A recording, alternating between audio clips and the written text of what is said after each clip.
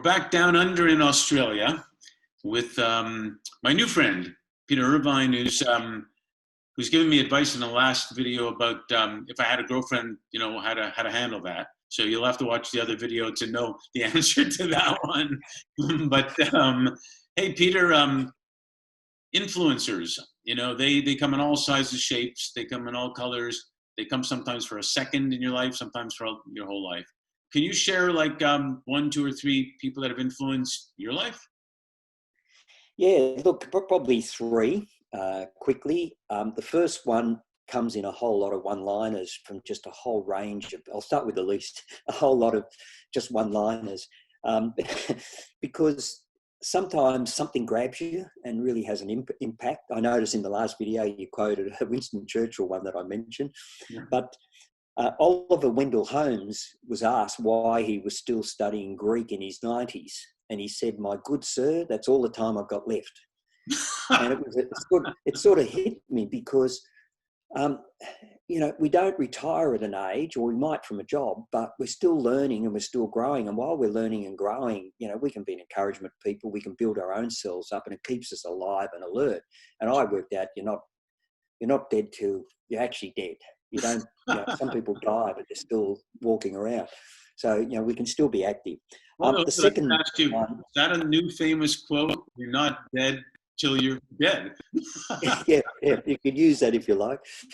And I usually say to people, it's not over till you're dead. So, and I pinch myself and go, yep, I'm still here. The second one is John Maxwell. I mean, there's been a lot of people written good stuff, Jim Collins with Good to Great and The Purple Cow with Seth Godin on marketing. Very simple book, really helpful to companies. But John Maxwell put out a lot of stuff. But what he did was at one stage a few years ago, he took everything he had and put it back in the Bible where he got it from. And he put out a thing called the Leadership Bible.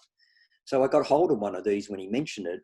And I started. It took me 4 years. And the amount of stuff on good vision, bad vision, leadership, mentoring is unbelievable. And man, I got a lot of stuff that really influenced me. And, you just go to the Leadership Bible, John Maxwell. I think Amazon, might have it. I've got it on my website here in Australia because I've got a few extra copies of it that I keep moving because I find it really helpful. So I find his stuff, what I like about his stuff, it's not all theoretical. He has a lot of stories, a lot of practical examples. I'm very big on stories, as you probably told on the last interview. And the third one, which was over many years, was Brian Houston, who's the pastor of Hillsong Church. When we left a more traditional church and came there, I couldn't believe that someone could talk this way and actually I'd take notes and go to work and use them during the week. And I met other business people at church and they said, I've got all these notes. It's really helping me during the week. And I'm going, well, he runs this big church. Because a lot of pastors or ministers think, we're different to business. No, you've got people, money, buildings and programs. Well, it's no different to business. So what mistakes are you making? Because I can learn from them. Absolutely. And he would share that. He would share leadership lessons. And I had so many notes, and he put out books and stuff, but so many of his notes, week after week. And when you're running an ad agency, when I was running it, it's 200 people with big clients like McDonald's and so on.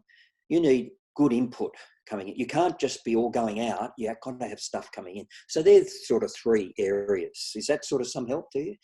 Yeah, that's actually awesome. And stories are a great way of learning. So I agree 100%. And it's just like a business. I'm Jewish, but my ex-wife was Episcopalian, and we were in church. And my youngest son, who was really little, it was Father or Pastor John, I think it was his name. But one of my youngest son would call him after the pizza place, Papa John's. And so yes. It was a combination. He didn't know what a business and pastor at the same time. Yes. Yep. Yes. It's all about people, right? Yep. It's all about people. So. Yep. Correct. That's a good way. That's what we forget sometimes. Yeah, the human element. We're not perfect, as you said previously. No perfect, but as long as we try our best and we're on the journey. Yeah, there's no doubt. I've got to talk. Life's a journey, not a destination. Yeah, Kobe Bryant actually said, which I love that he said, it's good to have that dream out there, that the goal at the end, but the dream is actually happening right now. Yeah. And if you're interested, I mean, I've got a YouTube channel which is free with nearly 100 videos, just short videos on marketing, business, leadership, a lot on leadership. How do you disaster recovery? You know, we had a fire. You know, I've been through media attacks in advertising. Gloria Jean's, you know, as a business, and they're all just short, helpful. You know, they're not going to change your life. Well, hopefully they will change. But it's called Peter Irvine Kingdom Momentum, and it's free to subscribe. And I'm just putting more and more up all the time. Well, thanks for sharing it. It's now out there, and hopefully it'll help a lot of people. So thanks a million for being with us. No problem. I'm glad I could offer some learnings from my life. You have, and as Philip Beck said, you have been. It looks like you're going to continue to be an influencer. So really appreciate it. Great. Thank you, Mark.